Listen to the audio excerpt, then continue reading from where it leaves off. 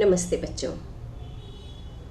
Physical development हम लोग पढ़ रहे हैं और फिज़िकल डेवलपमेंट के भाग 1 और भाग 2 को हम पढ़ चुके हैं।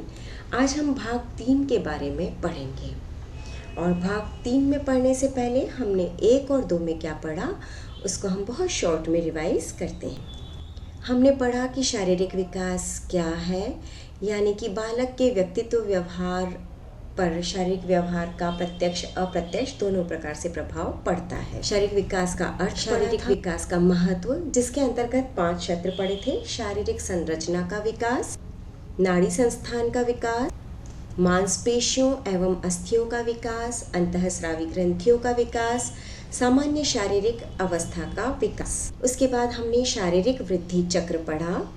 शारीरिक वृद्धि चक्र को समझा और चक्र का अर्थ होता है एक समय जिसमें घटनाएं एक विशेष क्रम में घटती है। फिर हमने शारीरिक वृद्धि की 4 अवस्थाओं के बारे में पढ़ा, जो कि गर्भावस्था से शिशु जन्म तक 2 वर्षों तक, फिर 3 वर्ष से 11 वर्ष की अवस्था, वयसंधि अवस्था से किशोरावस्था और 16 वर्ष से परिपक्व अवस्था। उसके बाद हमने शारीरिक वृद्धि चक्र का प्रभाव पढ़ा, जिन 5 स्तर पर प्रभाव पड़ता है। शक्ति स्तर, पोषणीय आवश्यकता, होम्योस्टेसिस बनाए रखना, समायोजन संबंधी समस्याएं, अकुशलता। आज हम पढ़ेंगे शारीरिक विकास के नियम। बच्चों, शारीरिक विकास के मुख्यतः 6 नियम होते हैं। सबसे पहले हम बात करते हैं निश्चित विकास क्रम के बारे में। निश्चित विकास चक्र का नियम।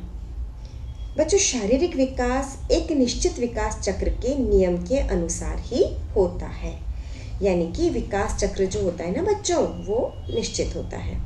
और यही कारण है कि अलग अलग आयु स्तरों में शारीरिक विकास की गति भी अलग अलग होती है। यह हमने पिछले लेक्चर में आपको बता दिया था कि कब तीव्र होती है और कब मंद होती है। फिर भी मैं यहाँ आपको एक उदाहरण से समझा देती हूँ कि गर्भकालीन अवस्था में गर्भस्थ शिशु का विकास कैसा होता है बच्चों, अत्यंत ही तीव्र गति से। और यही कारण होता है कि गर्भाधान के समय जो जायगोट बहुत छोटा सा, मात्र एक पिन के नोक के बराबर होता है ना, वो 9 महीने की अवस्था को प्राप्त करते करते पूरी तरह से एक मानव शिशु बन जाता है। तो यानी कि बहुत तीव्र विकास होता है। शिशु जन्म से लेकर 2 वर्ष की अवस्था तक शारीरिक विकास की गति तीव्र रहती है। और हमने ये भी पढ़ लिया था कि 3 वर्ष से 11 वर्ष की अवस्था तक विकास की गति मंद हो जाती है। और जो वयसंधि अवस्था, जिसे कि हम प्यूबर्टी ग्रोथ स्पर्ट भी कहते हैं, क्यों कहते हैं? क्योंकि इस अवस्था से, यानी कि वयसंधि अवस्था से किशोरावस्था तक शारीरिक वृद्धि की गति तेज हो जाती है और परिपक्वावस्था को प्राप्त करते करते शारीरिक विकास की गति क्या होता है बच्चों, रुक जाती है। इसीलिए हम कहते हैं कि शारीरिक विकास चक्र के कारण ही बालक कभी नवजात शिशु, कभी बालक, तो कभी किशोर, कभी प्रौढ़ और कभी व्यक्ति वृद्ध भी हो जाता है। और इन्हीं अवस्थाओं के कारण ये शिशु का नाम होना, किशोर, बालक, प्रौढ़, ये नाम भी तभी दिए जाते हैं जबकि अलग अलग विकास की अवस्थाएं चल रही होती हैं। तो ये हमने पढ़ा एक निश्चित विकास चक्र का नियम। अब हम दूसरे नियम के बारे में बात करते हैं, जो है निश्चित दिशा का नियम। बालक का शारीरिक विकास बच्चों एक निश्चित दिशा में होता है और शरीर के हर अंग जो होता है एक निश्चित दिशा में ही विकसित होता है। बच्चों, अगर हम बात करें नवजात शिशु के बारे में, तो हम ये पाएंगे कि शिशु का सिर जो होता है वो अन्य अंगों की अपेक्षा अधिक बड़ा और विकसित होता है। आप अच्छे तरह से देखेंगे कि बालक करवट लेने से पहले अपने सिर को घुमाना सीखता है। जब बालक बहुत छोटा होता है उसे सुलाया जाता है, जबकि उसे करवट लेना पलटना नहीं आता है ना बच्चों, तब भी वो देखता है कि उसकी माँ किधर किधर घूम रही है और जिधर माँ जाती है पहले उसकी आंखें घूमती है और फिर उसके बाद उसकी गर्दन, यानी कि उसका सिर भी उस तरफ घूमने लगता है और वो अपनी माता को पहचान लेता है। ठीक है ना। तो पहले बालक में सिर का विकास होता है। सिर के बाद बच्चे के धड़ का विकास होता है। तभी आप देखेंगे कि जब बच्चा उल्टा होता है तो सबसे पहले अपने धड़ को ऊपर की तरफ उठाना सीख जाता है। फिर हाथों का विकास होता है, उसके बाद पैरों का विकास होता है और यही कारण है कि सबसे अंत में बच्चा खड़ा होना सीखता है और फिर खड़े होने के बाद चलना सीखता है। तो विकास एक क्रम के रूप में होता है बच्चों, और एक निश्चित दिशा के रूप में होता है, और यही क्रम जीवन पर्यंत चलता रहता है। लयात्मक विकास का नियम, जो कि तीसरा नियम है, ये बताता है बच्चों कि अगर हम नवजात शिशु के शारीरिक विकास को देखें तो हमें पता चलता है बच्चों कि इनका शारीरिक विकास जो होता है ना, एक लयबद्ध तरीके से होता है। जैसे कि जन्म से लेकर 2 वर्ष की अवस्था तक शिशु का बढ़वार और वजन में वृद्धि बहुत तीव्र गति से होती है, जो कि हमने अभी थोड़ी देर पहले भी बात की थी और पिछले व्याख्यान में भी मैंने आपको समझाया था। फिर जब 3 से 11 वर्ष की अवस्था आती है, जब तक कि शिशु वयसंधि अवस्था को प्राप्त नहीं करता है, तब तक उसकी शारीरिक विकास की गति कैसी हो जाएगी बच्चों? याद आ रहा है, मंद हो जाती है। और 11 से 15 वर्ष की अवस्था में जबकि वह किशोरावस्था को प्राप्त करता है, तब उसकी गति यानी कि वयसंधि से किशोरावस्था के बीच में उसके विकास की गति पुनः तीव्र हो जाती है। फिर 16 से 18 में मंद हो जाती है बच्चों। तो हम स्पष्ट रूप से बात कह सकते हैं कि बालक के शारीरिक विकास में लयबद्धता पाई जाती है, लय से चलता है। अब आप समझ गए होंगे, 0 से 2 वर्ष की अवस्था में तीव्र शारीरिक वृद्धि लयबद्धता के साथ, 3 से 11 वर्ष में मंद वृद्धि, 11 से 15 में फिर से तीव्र वृद्धि, और 16 से 18 में मंद गति। ठीक है, अब हम बात करते हैं अगले नियम की, जो कि है निश्चित अनुपात का नियम। यदि हम एक सुंदर, स्वस्थ और एक अच्छे व्यक्ति के शरीर का अवलोकन करते हैं तो हमें पता लगता है कि सारे ही अंग, जैसे कि नाक, आँख, कान, होठ, गला, कंधा, ललाट, हाथ, पैर, कमर, पेट, पीठ, अंगुलियां, इन सब में एक निश्चित समानुपात होता है। और जब बच्चों समानुपात होता है ना, तभी वह सुंदर शारीरिक सौष्ठव वाला व्यक्ति दिखाई देता है। जैसे कि हाथ पैरों में एक निश्चित अनुपात होता है, हथेलियों अंगुलियों में अनुपात होता है। चेहरे की आकृति देखिए तो होठ, दांत, गला, नाक, कान, चिन्ह, आँखें, भौहें, ललाट, इन सभी का भी एक निश्चित अनुपात होता है, और तभी चेहरा कैसा दिखता है? सुंदर दिखता है। तो यदि इन अंगों में विकास एक ही समय पर एक ही गति से हो तो मानव का चेहरा कैसा दिखाई देगा? विचित्र दिखाई देगा कि नहीं देगा? एक साथ एक गति से होता चला जाए विकास तो कैसा दिखाई देगा? वो प्राणी हमें विचित्र लगेगा। ठीक है, तो इसमें एक निश्चित अनुपात में ही सभी अंगों का विकास होता है। प्रारंभ में तो नवजात शिशु के सिर की जो लंबाई होती है बच्चों, उसके पूरे शरीर की लंबाई का 25% होता है, यानी कि हम कह सकते हैं 1:4 होता है। लेकिन जब वो परिपक्वावस्था प्राप्त कर लेता है तो सिर और शरीर की लंबाई का अनुपात 1:8 हो जाता है। बात समझ में आया? तो सिर और शरीर की लंबाई कैसी हो जाती है? जो कि बचपन में 1:4 रहती है, वो परिपक्वावस्था प्राप्त करते करते 1:8 हो जाती है। यानी कि विकास जो होता है बच्चों एक निश्चित अनुपात में होता है, और निश्चित अनुपात में होता है तभी वह विकास सही होता है और उपयुक्त लगता है। अब हम बात करते हैं 5वें नियम की, जो है वैयक्तिकता का नियम। बच्चों ये है कि विकास लयबद्ध तरीके से भी होता है, निश्चित दिशा में होता है, निश्चित विकास क्रम भी होता है और निश्चित अनुपात में भी होता है। लेकिन बच्चों प्रत्येक व्यक्ति का शारीरिक विकास भिन्न भिन्न प्रकार से, भिन्न भिन्न गति से और भिन्न भिन्न समय पर होता है। यहाँ तक कि बच्चों जो एक ही माँ जिन भाई बहनों को जन्म देती है, जिन बच्चों को जन्म देती है, जो कि आपस में भाई बहन होते हैं ना, उनके भी शारीरिक विकास में अंतर होता है। और बच्चों ऐसा नहीं है कि ये अंतर सिर्फ लिंग भेद के कारण होता है, बल्कि बहुत सारे कारक होते हैं जो इसके जिम्मेदार होते हैं। एक ही माता की 2 संतानों में से बच्चों एक संतान गोरी हो सकती है, एक सांवली हो सकती है ना? एक की हाइट बहुत अच्छी हो सकती है, एक की कम हो सकती है। तो ये जो शारीरिक विकास में विभिन्नता का नियम है, इसको कई कारक प्रभावित करते हैं, इसलिए ये वैयक्तिकता का नियम पाया जाता है। अब हम बात करते हैं सह संबंध के नियम की। शारीरिक विकास के अंतर्गत बच्चों न केवल हम बाह्य और आंतरिक अंगों का ही विकास पढ़ते हैं, बल्कि इसके साथ हम मानसिक विकास, बौद्धिक, संज्ञानात्मक, खेल, सामाजिक, भाषा विकास आदि भी घनिष्ठ रूप से आपस में संबंधित होते हैं। जैसा कि बच्चों हम पहले भी पढ़ चुके हैं कि अगर बालक का शारीरिक विकास उत्तम होता है, यानी कि बहुत अच्छा होता है, तो हम मान के चल सकते हैं कि उसका मानसिक विकास भी अच्छा होता है। क्योंकि बच्चों यदि अगर बालक कमज़ोर है, बीमार है, तो उसका जो मानसिक और बौद्धिक विकास होगा ना, वो भी बाधित हो जाता है। क्योंकि एक कहावत सुनी होगी ना आप सभी ने कि स्वस्थ तन का स्वस्थ मन से बहुत गहरा रिश्ता होता है, और स्वस्थ तन में स्वस्थ मन रहता है। यानी कि जब शरीर स्वस्थ होता है तो मन भी प्रफुल्लित रहता है। हमारे साथ भी बच्चों ऐसा होता है। यहाँ तो हम विकास की बात कर रहे हैं, लेकिन मैं आपको एक छोटा सा एग्जाम्पल ऐसे ही देती हूँ। जब हम स्वस्थ होते हैं ना, तो हमारा मन भी बहुत खुश होता है, और जब हम अस्वस्थ होते हैं तो मन भी खुश नहीं होता है ना। तो ऐसा व्यक्ति जो कि स्वस्थ होता है, तो उसका मानसिक और बौद्धिक, संज्ञानात्मक सारे विकास कैसे होते हैं? बहुत अच्छे होते हैं। तो ऐसा व्यक्ति सामाजिक और संवेगात्मक रूप से भी कैसा होगा? स्वस्थ होगा, खुशमिजाज होगा, हंसमुख होगा, योग्य होगा, और समाज उसे पसंद करता है, क्योंकि ऐसा व्यक्ति समाज को उन्नति के पथ पर ले जाता है, और ऐसा व्यक्ति समाज के नियमों के साथ अपने आप को चलाता है।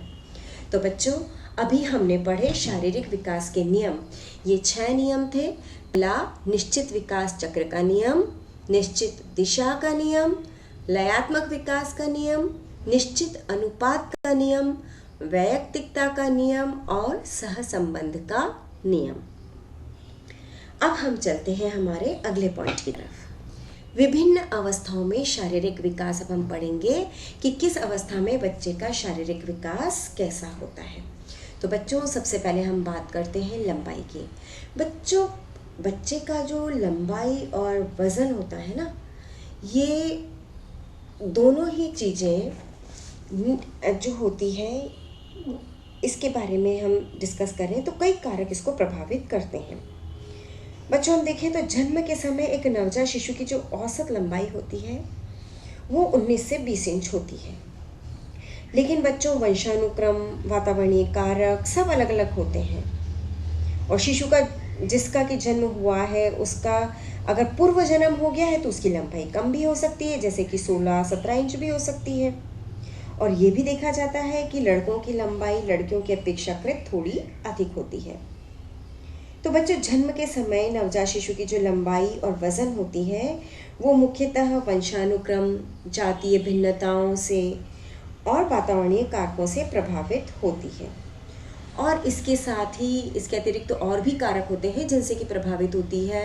वो है माँ का आहार, शिशु की गर्भ में क्रियाशीलता, आर्थिक स्थिति आदि।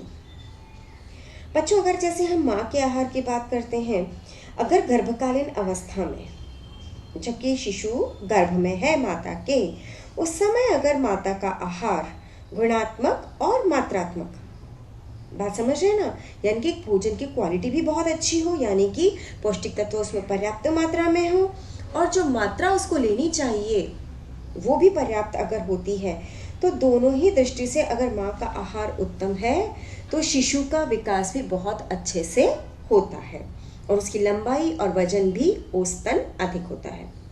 लेकिन अगर इसमें कमी है, पोषक तत्वों की कमी है, जैसे कि स्पेशली प्रोटीन की कमी है, तो बालक के वजन और लंबाई दोनों ही प्रभावित होते हैं।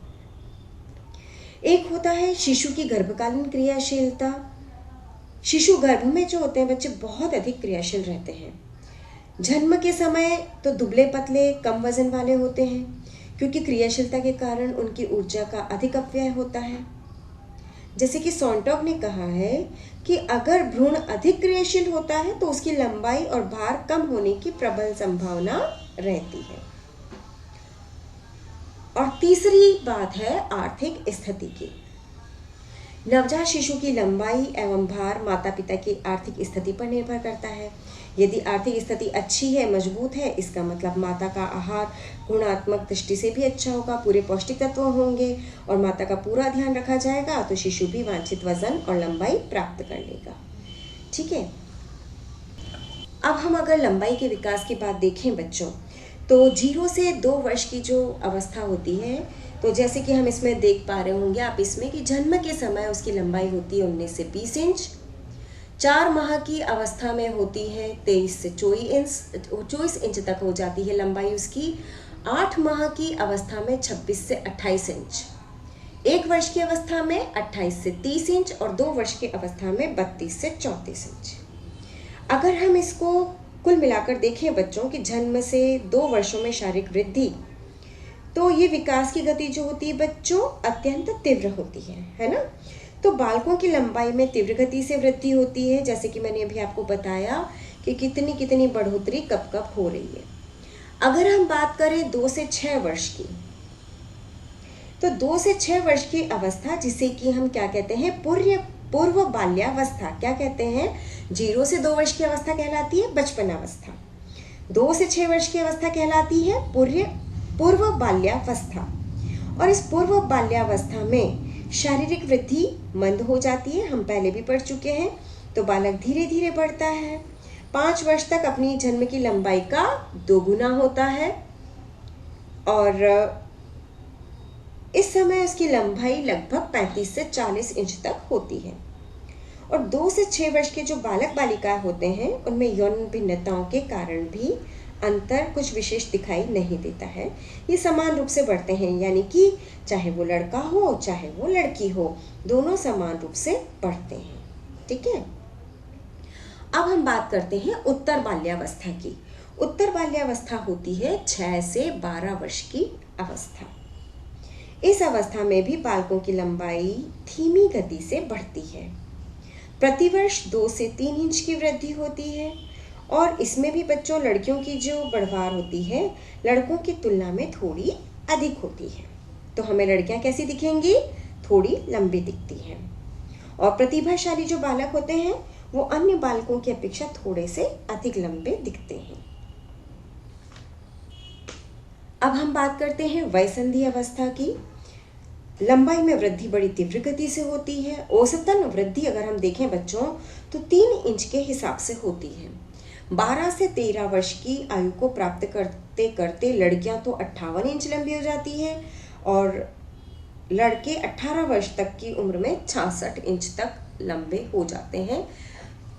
15 वर्ष में जैसे कि हम देख रहे हैं 65 इंच, 13 वर्ष में 63 इंच और 18 वर्ष में 68 इंच के आसपास। और बच्चों क्या होता है कि 18 वर्ष के बाद लड़कियों की लंबाई में वृद्धि रुक जाती है, मगर जो लड़के होते हैं इस आयु के बाद भी बढ़ते हैं। और अध्ययन बच्चों ये भी बताते हैं कि जिन बालकों के परिपक्व होने की गति मंद होती है वे बच्चे उन बच्चों की अपेक्षा अधिक लंबे होते हैं जिनके परिपक्व होने की गति तीव्र होती है। तो बच्चों हमने अभी बात की किसके बारे में? लंबाई के बारे में। अब हम बात कर लेते हैं वजन के बारे में। वजन बच्चों आप अच्छे से देख पा रहे होंगे, आपके सामने वजन की एक तालिका लगी हुई है कि जन्म के समय शिशु का वजन 6 से 8 पाउंड तक होता है। 4 माह की अवस्था तक और कई बार 6 से 8 पाउंड भी होता है। और जो जन्म पूर्व मतलब समय पूर्व जो बच्चों का जन्म हो जाता है ना बच्चों, वो 3 से 4 पाउंड के भी हो सकते हैं। और 2 से 3 सप्ताह बाद तक वातावरण के साथ अगर बच्चे आराम से समायोजन नहीं कर पाते हैं तो उनके भार में थोड़ी सी कमी आ जाती है, लेकिन पुनः वजन में वृद्धि प्रारंभ हो जाती है। 1 माह से 2 वर्ष की जो अवस्था होती है जिसे कि हम बचपनावस्था कहते हैं, जो कि आप यहाँ एक साथ देख पा रहे होंगे कि 16 पाउंड से लेकर के वजन 28 पाउंड तक चला जाता है। 1 वर्ष में उसका वजन तिगुना हो जाता है जो कि जन्म के समय था, है ना। 1 वर्ष में कितना हो गया? जन्म के समय का तिगुना। 2 वर्ष में हो जाता है बच्चों उसका 2 से 6 वर्ष की अगर हम बात कर लेते हैं, 2 से 6 वर्ष को हम समझते हैं पूर्व बाल्यावस्था के हिसाब से, तो 3 से 5 पाउंड प्रति वर्ष वृद्धि होती है। और 5 वर्ष का जो बालक होता है ना बच्चों, वो अपने जन्म के भार से 5 गुना अधिक हो जाता है। तालिका में आप लोग देख रहे होंगे और समझ पा रहे होंगे। अब हम बात करते हैं उत्तर बाल्यावस्था की। जो उत्तर बाल्यावस्था होती है उसमें वजन में जो वृद्धि होती है वो धीमी गति से होती है। 6 से 7 वर्ष की अवस्था तक लड़कियों का वजन लड़कियों की अपेक्षा जो होता है वजन लड़कों का वो कुछ अधिक भारी होता है, लेकिन 11-12 वर्ष की अवस्था तक लड़कियां लड़कों के वजन में अधिक भारी हो जाती है। हम ये कह सकते हैं कि 11 से 12 वर्ष की जो लड़की का भार होता है ना बच्चों, वो 80 से 90 पाउंड तक हो जाता है। देख पा रहे होंगे। 10 वर्ष की अवस्था में जितना जन्म का वजन है उसका 10 गुना वजन हो जाता है। बच्चों, उत्तर बाल्यावस्था जो होती है उसमें वसा के जमाव के कारण वजन में वृद्धि नहीं होती है, अपितु अस्थियों और मांसपेशियों का विकास जो होता है उस कारण से अभी वजन में वृद्धि होती है। और शरीर रचना जो होती है वो मुख्यतः इस समय 3 प्रकार की होती है: एक्टोमॉर्फिक, मेसोमॉर्फिक और एंडोमॉर्फिक। एक्टोमॉर्फिक बच्चे जो होते हैं वो दुबले पतले होते हैं और इनमें हड्डियां ही हड्डियां नजर आती है बच्चों। और इनकी जो मांसपेशियां होती है ना वो लंबी, पतली और शक्तिहीन होती है। तो जैसा कि हम समझ पा रहे हैं बात से कि वो भार में भी कम होते हैं। मेसोमॉर्फिक जो होते हैं वो लंबे, गठीले, ताकतवर होते हैं। तो आप समझ गए होंगे कि इनकी मांसपेशियां भी लंबी व शक्तिशाली होती है। न तो इनका वजन अधिक होता है और ना ही कम होता है। एंडोमॉर्फिक जो बच्चे होते हैं, ऐसी रचना वाले लोग गोल मटोल होते हैं और कई बार हम इन्हें बच्चों थुलथुले भी कह सकते हैं। इनमें क्या होता है कि मांसपेशियों की तुलना में वसा अधिक होती है, तो ये थोड़े से मोटे दिखाई देते हैं और ये शक्तिहीन होते हैं। बच्चे, आपको अच्छी तरह से पता है थुलथुला वजन वाला व्यक्ति कैसा होता है, थोड़ा सा शक्तिहीन दिखाई देता है ना, उसमें फुर्ती नहीं होती है। जब बच्चा 15 वर्ष का होता है बालक, तो 126 पाउंड तक उसका वजन पहुंच जाता है। बालक का पोषण कैसा है, उसकी खान पान की आदतें कैसी हैं, आदि सब चीज़ों के अनुसार उसके वजन में वृद्धि होती है। और बच्चों, अध्ययनों से ये भी अधिक स्पष्ट हुआ है कि जिन बालकों की सोशल एक्सेप्टेंस, जिसे कि हम कहते हैं ना समाज के द्वारा स्वीकृति, अगर वो कम होती है तो वो अन्य बालकों की तुलना में अधिक खाना खाते हैं, तो उनका वजन भी अधिक बढ़ता है। और जो वय संधि अवस्था होती है, जिसे कि हम प्यूबर्टी एज कहते हैं, तो इसमें जो वजन में वृद्धि होती है ना बच्चों, वो शरीर में वसा के जमाव के कारण होती है और थोड़ा बहुत फर्क होता है यौन हार्मोन के स्रावन से। वसा का जमाव मुख्यतः जांघों में, पेट पर, नितंब, गर्दन, घाल इत्यादि चीज़ों पर दिखाई देता है। तो परिणामतः कुछ बच्चे इस अवस्था में गोल मटोल से दिखाई देते हैं। और इसी अवस्था में क्या होता है बच्चों, अस्थियों की लंबाई में भी वृद्धि होती है। तो ऑसिफिकेशन यानी कि अस्थियों में कैल्शियम का जमाव शुरू हो जाता है, तो अस्थियों में कठोरता आने लगती है। साथ ही साथ बच्चों क्या होता है कि मांसपेशियों में भी वृद्धि होती है और वसा के अतिरिक्त मांसपेशियों और हड्डियों की वृद्धि के कारण भी वजन में वृद्धि होती है। तो बच्चों, ये हमने पढ़ा कि किस आयु में औसत वजन कितना होता है। आज बच्चों हमने शारीरिक विकास के, अभी हम रिवाइज कर लेते हैं कि आज हमने क्या क्या पढ़ा है। आज हमने शारीरिक विकास के नियम पढ़े और विभिन्न अवस्थाओं में शारीरिक विकास के अंतर्गत हमने लंबाई आयु के अनुसार और वजन आयु के अनुसार पढ़ा था। इसके आगे हम अगले व्याख्यान में पढ़ेंगे। धन्यवाद।